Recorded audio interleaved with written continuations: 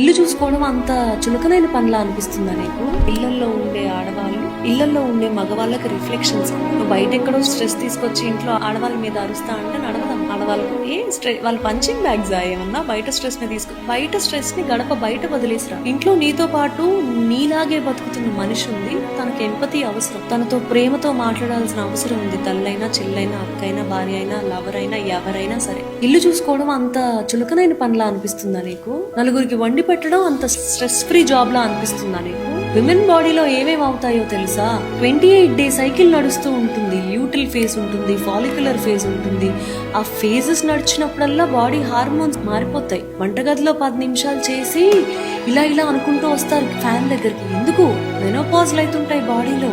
It is also స్ట్రెస్ఫుల్ job to be in the hot kitchen.